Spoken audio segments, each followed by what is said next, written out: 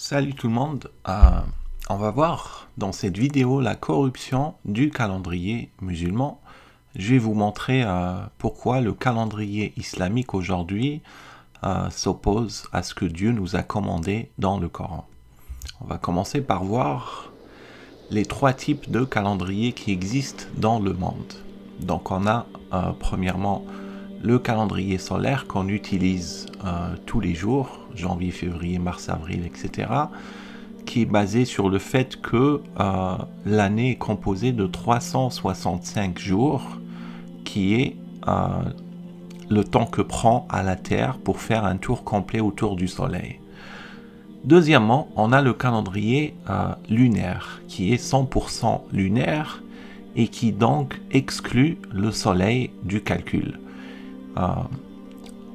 Comme exemple, on a le calendrier musulman qui est 100% lunaire et il ne se base que sur la lune. Donc il est basé sur 12 cycles lunaires qui déterminent 12 mois et une année c'est environ 355 jours.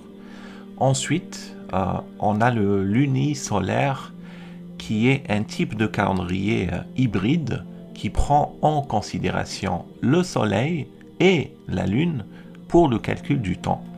Il est donc basé sur le fait que une année c'est 365 jours puisque c'est ce que ça prend à la Terre pour faire un tour complet autour du Soleil et c'est basé au niveau des mois sur les cycles lunaires. Voilà. Ensuite, on va voir quel type de calendrier utilisaient les Arabes avant la révélation coranique. Donc les Arabes avaient toujours utilisé un calendrier lunisolaire.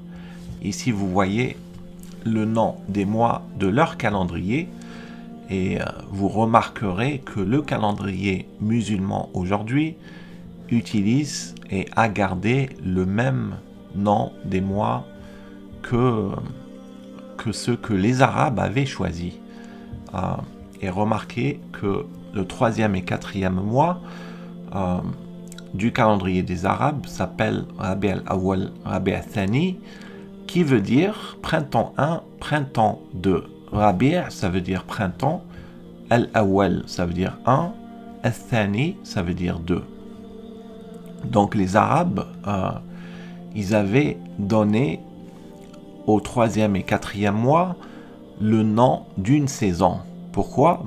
Parce que ça tombait au printemps. Troisième et quatrième mois correspond à mars et avril et c'est le début du printemps. Et tout ça parce que les Arabes, ils avaient le calendrier lunisolaire, pas lunaire. On va voir après, parce que le calendrier musulman aujourd'hui, il est uniquement lunaire, donc il ne prend pas en considération le soleil. Or, les Arabes, ils avaient un calendrier lunisolaire parce que c'est que les calendriers solaires qui prennent en compte le soleil, qui peuvent tenir compte des saisons. C'est pour ça que les Arabes, s'ils ont donné le nom Rabi' al-Awwal et Rabi' al-Thani, c'est justement parce que ça tombait au printemps. Ça n'a aucun sens d'appeler un mois printemps si ça tombe en hiver, vous voyez. Et puis, comme vous pouvez le voir, le 9e mois du calendrier des Arabes, c'était le mois de Ramadan. Voilà, donc on va voir quel calendrier utilisait le prophète Mohammed.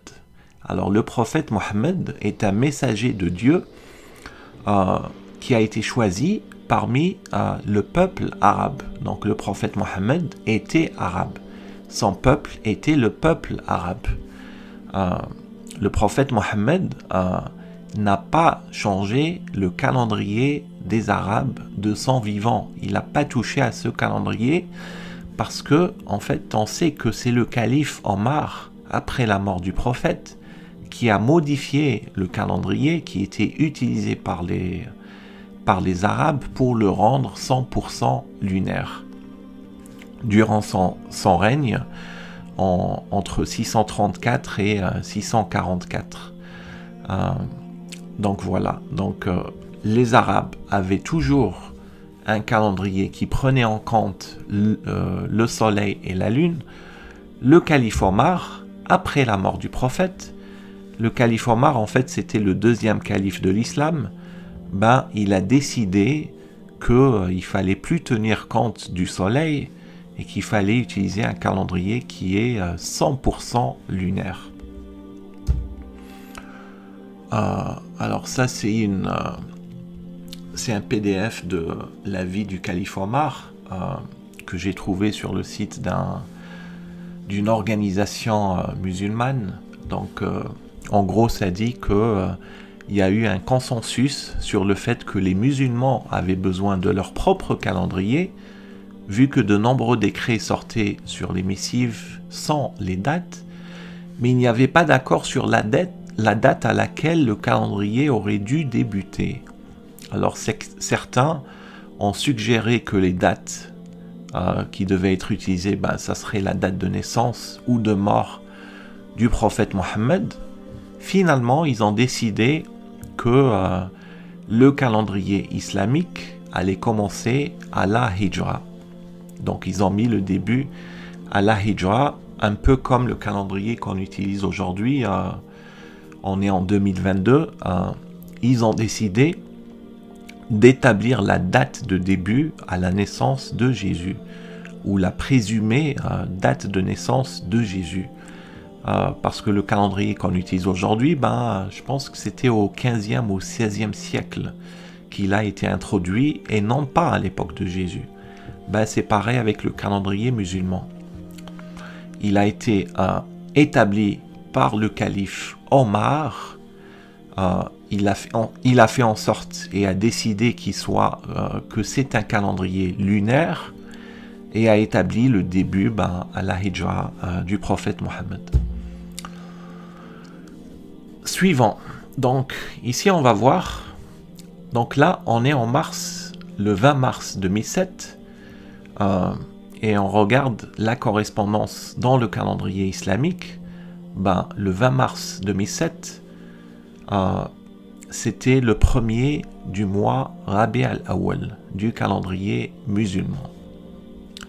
On va voir le 7 octobre 2021, c'est-à-dire 14 ans plus tard, le même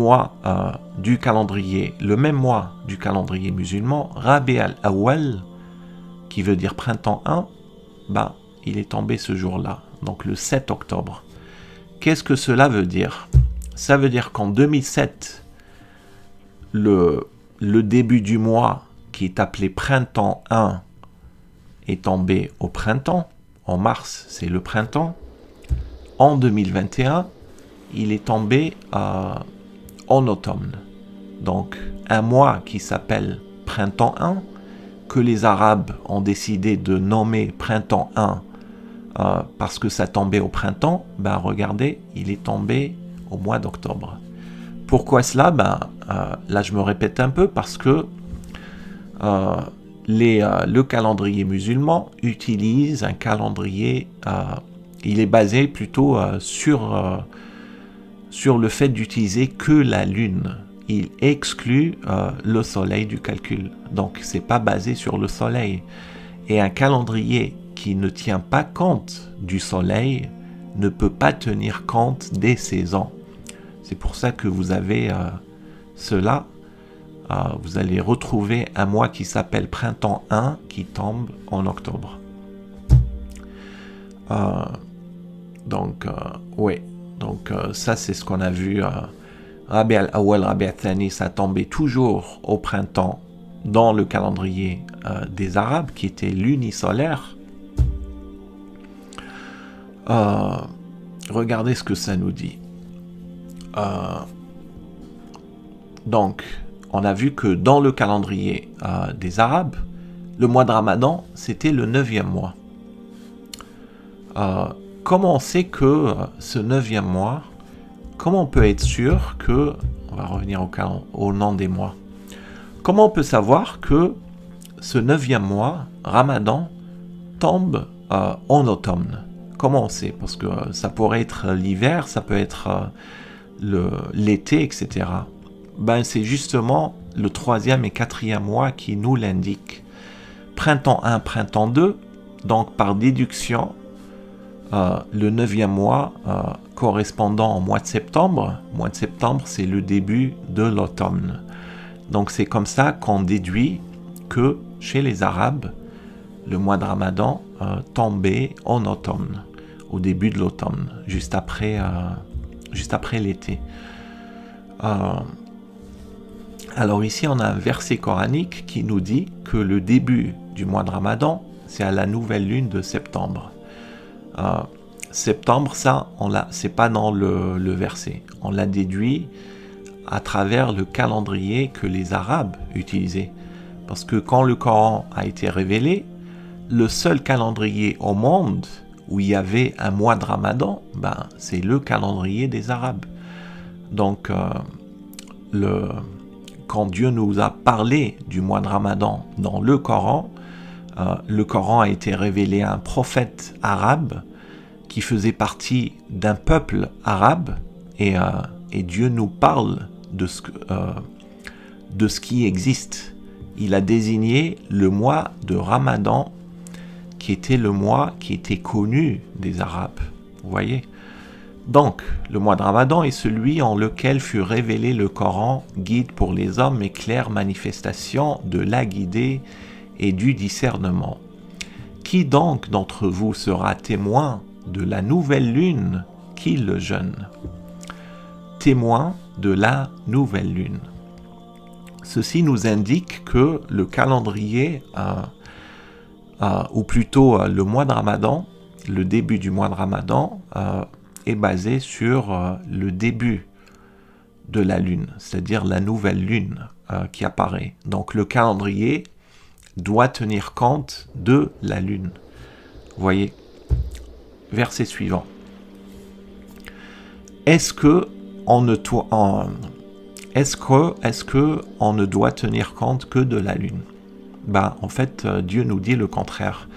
Dieu nous dit qu'on doit tenir compte de la lune et du soleil. Donc, pas juste la lune, pas juste le soleil, mais la lune et le soleil. C'est-à-dire qu'on doit utiliser un calendrier lunisolaire.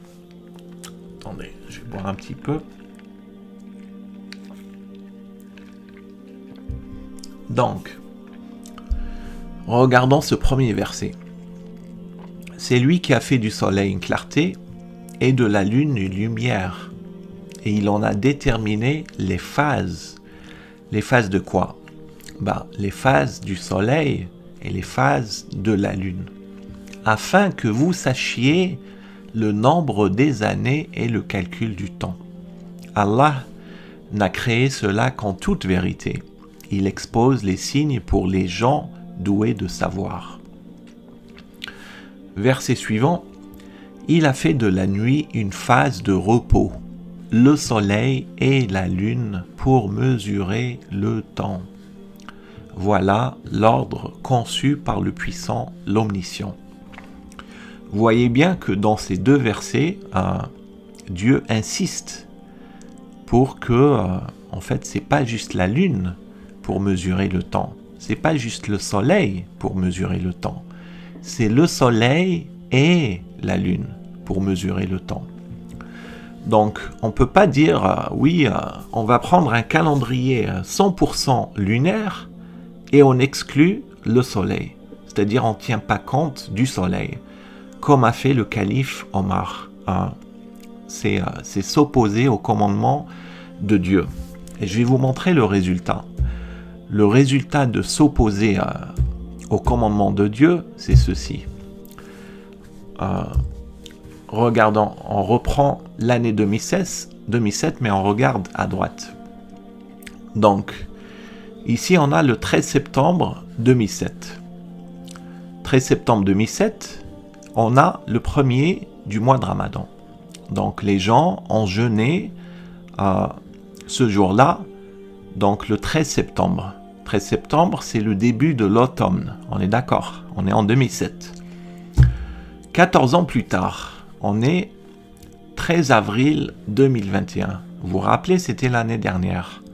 les gens ont commencé à jeûner le 13 avril de l'année dernière, qui tombait, ça correspondait au premier du mois de Ramadan dans le calendrier islamique. Donc, en 2007, les gens ont jeûné en automne. En 2021, les gens ont commencé à jeûner au printemps. Est-ce que vous trouvez que c'est normal? C'est-à-dire, tu jeûnes en automne, 14 ans plus tard, tu jeûnes au printemps. Est-ce que tu as changé de temps ou pas? Tu vois, c'est un peu... comment vous savez que quand on vous dit, imaginez que vous avez 40 ans. Comment vous savez que vous avez 40 ans? Si vous êtes né, imaginons que vous êtes né ici, là. Vous êtes né le 13 avril 1981. Comment vous savez que vous avez un an? Ben, vous savez que vous avez un an plus tard. Le 13 avril, c'est-à-dire si vous êtes né au printemps, ben, votre anniversaire, c'est un an plus tard au printemps.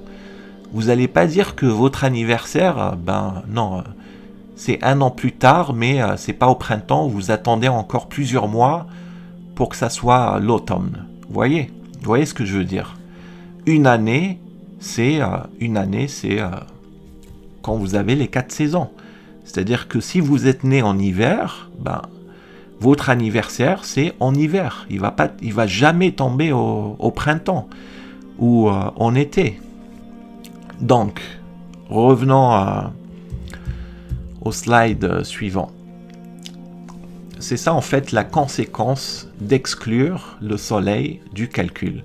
Quand on exclut le soleil du calcul, du calendrier, bah on a un décalage des saisons. On a exactement ce qu'on a vu avant. C'est-à-dire, en 2007, des gens qui jeûnent au début de l'automne, et 14 ans plus tard, ils jeûnent au début du printemps. Ça décale les saisons. C'est-à-dire, c'est un calendrier. Le calendrier islamique, il ne tient pas compte des saisons. Et c'est pour ça que vous aviez cela, c'est-à-dire un mois qui s'appelle printemps 1, qui une fois tombe bien au printemps, ça correspond. Et puis 14 ans plus tard, ça varie, tu vois, ça tombe en automne. Vous avez ce genre de travesti, alors que Dieu nous a dit qu'il faut utiliser le soleil et la lune. Vous voyez. Donc, deuxième conséquence, on a déplacement des mois que Dieu a rendus sacrés. Parce que Dieu nous a dit que le mois de Ramadan est un mois sacré. Et il n'y a pas juste le mois de Ramadan qui est sacré. Dans le Coran, Dieu nous a dit qu'il y a 4 mois parmi les 12 mois que compose une année qui sont sacrés. Donc, la conséquence d'utiliser un calendrier 100% lunaire, c'est un déplacement des mois que Dieu a rendus sacrés. Et regardez ce que Dieu nous dit dans son verset, Sourate 9, verset 37. Le report d'un mois sacré à un autre est un surcroît de mécréance. Le Coran nous dit que c'est de la mécréance de déplacer des mois sacrés. Qu'est-ce que vous en dites de cela? Vous avez le mois de Ramadan qui tombe au printemps ou qui tombe après 14 ans plus tard, il tombe en automne, après il tombe en été, après il tombe en hiver. Il n'y a pas pire que cela. Il n'y a pas pire que cela. C'est-à-dire, aujourd'hui, les musulmans, ils sont en train de suivre un calendrier qui garantit le déplacement et le report de tous les mois sacrés et de tous les mois que compose une année. Tous les jours, les gens jeûnent 10 jours en avance par rapport à l'année précédente. Donc ça décale de 10 jours tous les ans. Menace envers les espèces animales comme troisième conséquence, parce que Dans le Coran, quand Dieu nous dit que il y a des mois sacrés, il n'y a pas juste ça qu'il nous a dit. Il nous a dit que la chasse est interdite dans les mois sacrés. Pourquoi Dieu nous dit que c'est interdit de chasser des animaux durant les mois sacrés? Ben parce que durant ces mois sacrés, c'est les animaux qui se reproduisent. Et si on chasse durant ces mois sacrés, on va menacer les espèces animales, puisque c'est à ce moment-là qu'elles se reproduisent. Et c'est pour ça que Dieu nous a interdit de chasser durant ces mois sacrés. Et quand vous avez les mois qui se déplacent, vous avez le mois de Ramadan qui se déplace, vous avez le mois Rabi' al-Awwal, Rabi' al-Thani qui se déplace, on n'a plus de mois sacrés parce que les animaux, ils ne vont pas changer leur cycle naturel. Si vous avez un animal, par exemple, qui a l'habitude de se reproduire tous les ans au printemps, ben, cet animal va toujours se reproduire au printemps. Mais les hommes qui suivent le calendrier islamique aujourd'hui, ben, vu que ça décale les mois, ben, ils vont tomber sur des mois qui, d'après leur calendrier, ne sont pas sacrés, durant lesquels les animaux se reproduisent. Ils vont chasser ces animaux et puis on aura des menaces sur les espèces animales, et tout ça parce qu'on a désobéi à Dieu qui nous a dit que il faut utiliser le soleil et la lune. C'est simple comme bonjour. Tu n'as pas le droit d'utiliser que la lune et d'exclure le soleil, puisque c'est le soleil qui te permet de tenir compte des saisons et du calcul des années. Parce qu'une année, tu ne vas pas la calculer avec la lune. Une année, ça se calcule avec le soleil. Parce que quand la Terre fait un tour complet autour du soleil, c'est là que tu sais que une année est passée. Quand tu as les 4 saisons qui se sont écoulées, c'est là que tu sais qu'une année s'est écoulée. Les saisons sont basées en fait sur la position du soleil par rapport à la Terre. C'est ça qui détermine les saisons. Bref, vous m'avez compris. Donc, on va conclure. Conclusion 1. Donc, information du Coran. Qu'est-ce que Dieu nous dit dans le Coran? Il nous dit utiliser le soleil et la lune pour le calcul du temps. Pas juste le soleil, pas juste la lune, le soleil et la lune. Donc, un calendrier lunisolaire. Deuxième point, déplacer un mois sacré, c'est de la mécréance. Dieu nous le dit noir sur blanc. On n'a pas le droit de déplacer des mois sacrés. Et quand vous avez un mois qui passe du printemps à l'été, de l'été à l'hiver, de l'hiver à l'automne, etc., c'est un déplacement. De mois. Monde musulman existant, regardez, ça c'est la situation actuelle. Les musulmans, ils suivent un calendrier qui utilise uniquement la lune. Deuxième point, le mois de Ramadan, il se décale de 10 jours tous les ans. Il est constamment déplacé. Conclusion 2, comme on a vu dans le calendrier des Arabes, les Arabes avaient toujours utilisé un calendrier lunisolaire, et c'est ce que Dieu nous a commandé dans le Coran. Le calendrier doit être lunisolaire. Donc, le mois de Ramadan, le vrai mois sacré de Ramadan, c'est bien en septembre. Et c'est à la nouvelle lune de septembre, parce qu'on ne tient pas compte uniquement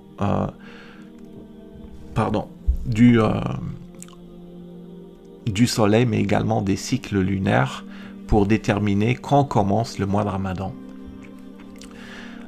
Toujours à la même période, début du printemps, donc c'est ce que Dieu nous a dit, c'est interdit de déplacer des mois sacrés, le mois de Ramadan doit toujours tomber à la même période, aussi simple que ça. Donc, dans une prochaine vidéo, on va voir les signes, parce que Dieu nous a dit qu'il a envoyé des signes pour les gens qui sont doués d'intelligence, doués de science. On a ce qui s'appelle l'équinoxe de septembre, qu'on va voir dans une prochaine vidéo, qui va confirmer que le mois de Ramadan, ça tombe bien en septembre.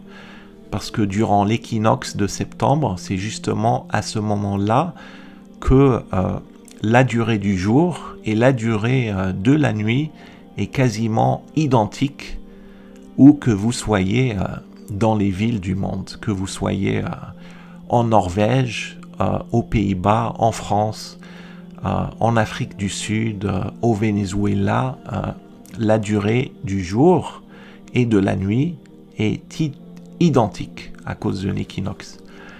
Et puis deuxième point, ça on va le voir aussi dans une prochaine vidéo, durant le mois de Ramadan, on a le jour et la nuit. C'est-à-dire, parce qu'il y a des pays dans le monde, dépendamment des mois, parfois au mois de mars, ils ont le jour pendant plusieurs semaines, que le jour, ou ils ont la nuit pendant plusieurs nuits. Et ça n'arrive pas quand le mois de Ramadan est en septembre. Ça n'arrive pas. Et en fait, dans le Coran, Dieu nous a donné des signes qui nous indiquent que durant le mois de Ramadan, on doit avoir la nuit. On doit avoir la nuit. On ne peut pas avoir uniquement le jour. Exemple, il nous a dit, durant le mois de Ramadan, vos femmes vous sont autorisées. La nuit du mois de Ramadan, vos femmes vous sont autorisées. Donc, bref, je vais conclure pour cette vidéo. On verra pour la suite pour ceci. Merci de m'avoir écouté. Et puis, je vous conseille de faire vos propres recherches et de chercher la vérité et de ne pas suivre aveuglément. Prêtez attention à ce que Dieu nous dit dans le Coran. Wassalamu alaikum.